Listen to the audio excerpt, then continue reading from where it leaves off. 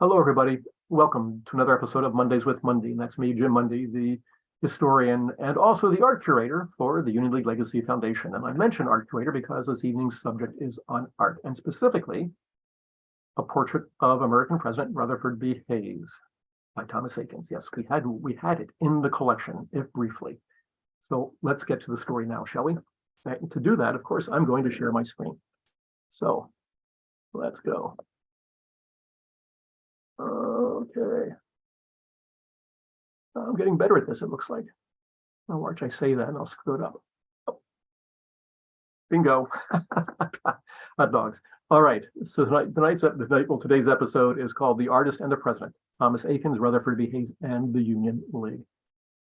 And what kicked this whole thing off is that by now, I guess maybe 2 months ago, we were made aware of a letter for sale from the Rooms of Board of Inquiry, Department of the Interior. So it is a government letter. You can see it's dated August the 1st of 1877. And basically it is written to Colonel Samuel Bell, a Union League member, about the possibility of having the Philadelphia artist Thomas Eakins visit Washington, D.C. for a meeting with President Rutherford B. Hayes. Now, this might not seem like much, but given the controversy that evolved around this portrait, there is nothing in our archival collection anywhere that says this portrait even existed. All right, and it's been controversial ever since 1880, to be honest with you. So to find something like this that we can put in the archives to tell that at least supports the story of this painting, it was just too good to pass up. So let's get on with the story.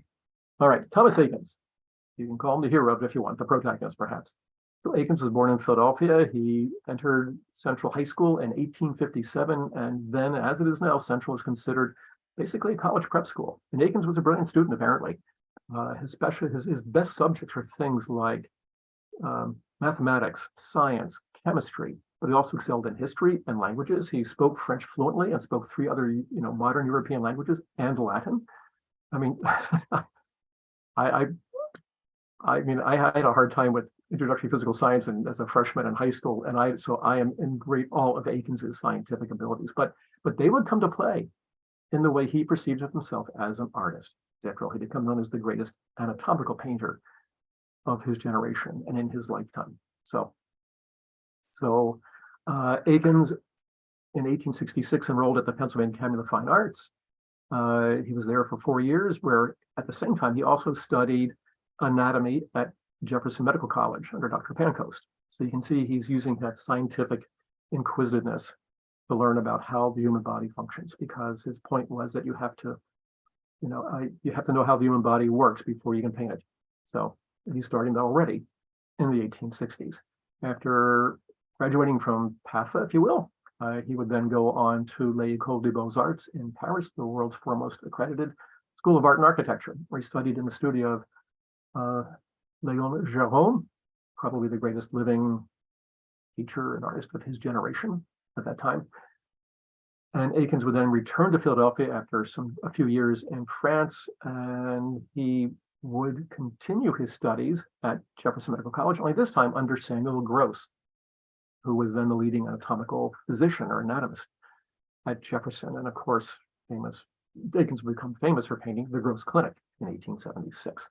So Eakins, at this point, becomes an unpaid professor at the Pennsylvania Academy, right? But in 1874, 76, I'm having a senior moment, he would become a faculty member. He would become the head of the school and professor of art.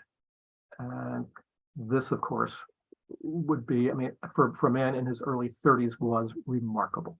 Now, Eakins had a lot of good friends in Philadelphia, and especially at the League itself. James Clyghorn, founding member of the League, was the president of PAFA, Chairman Rogers, great mechanical engineer, and Coachman, remember Eakins' four in hand, were all of his supporters, both at PAFA and I'm sure the League itself.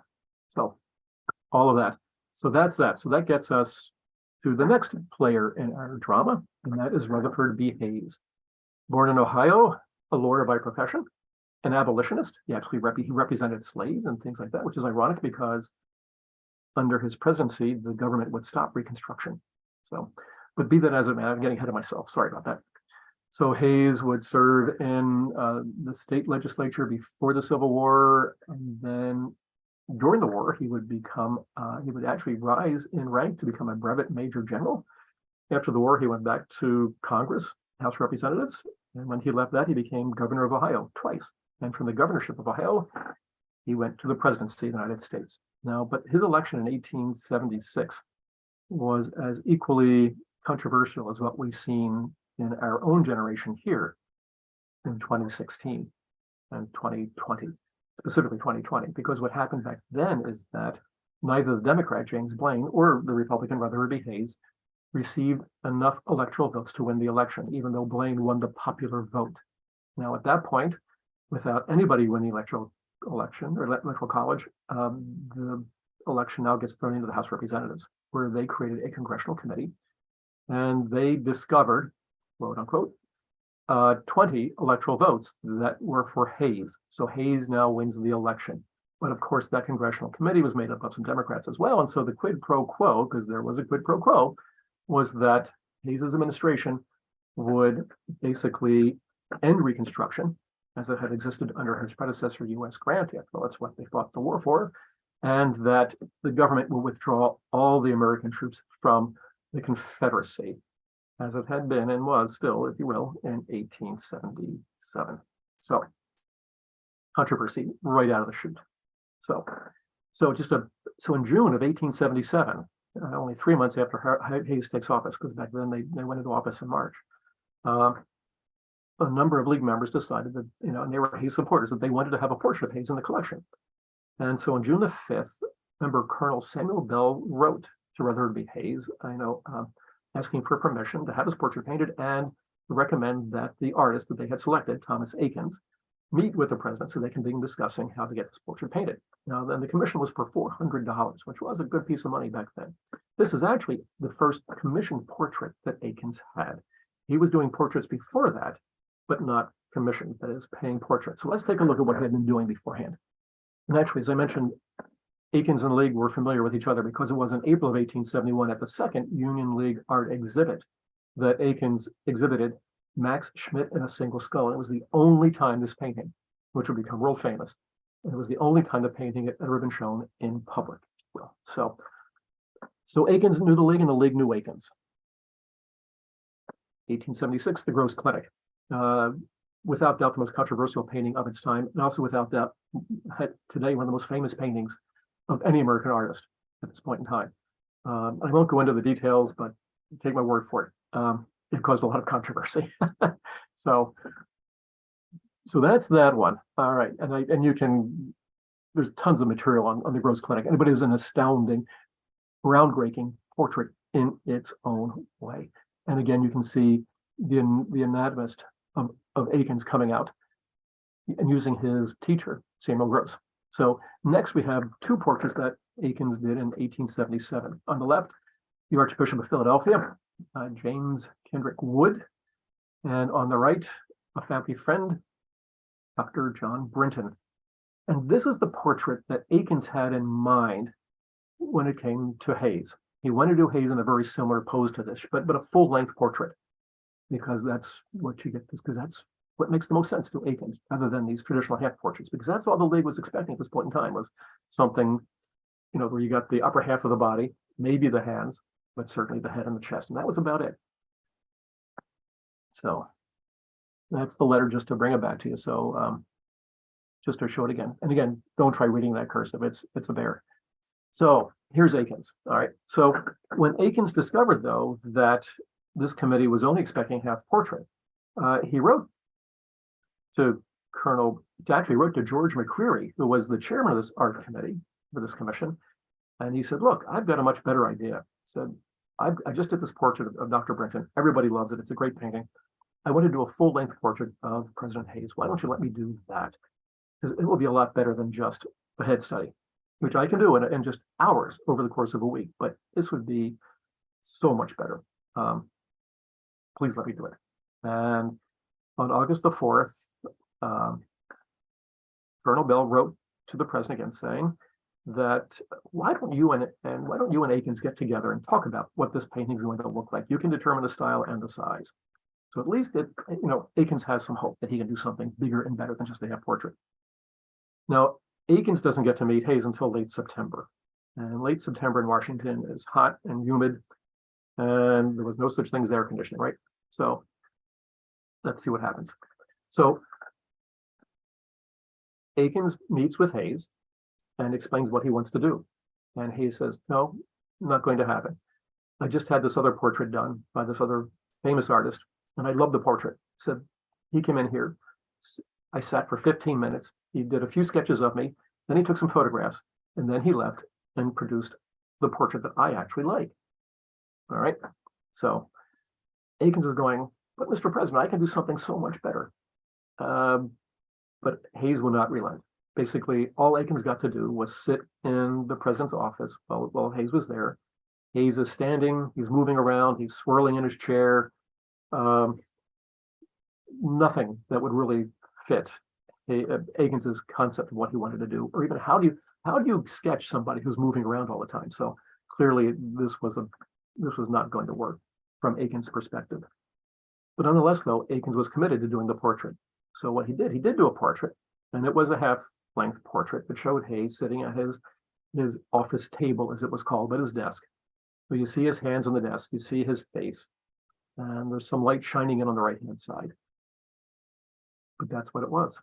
So at that point, the painting, when done, will come back to Philadelphia and find its way into the Hazeltine Gallery and at 1416 Chestnut Street. And the Hazeltine Gallery was the only gallery in Philadelphia where Eakins exhibited for sale any of his paintings at all. It was quite an honor for them and an honor for Eakins as well, because they were a very famous gallery in the city.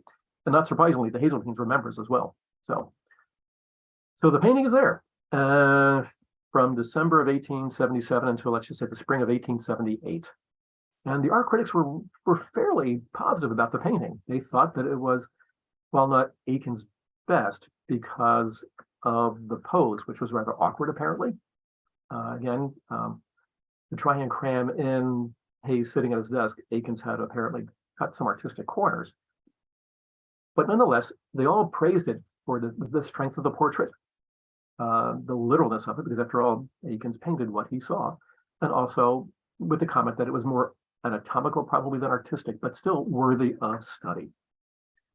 So the painting is eventually sent to the Union League, where it is paid for and hung on a wall.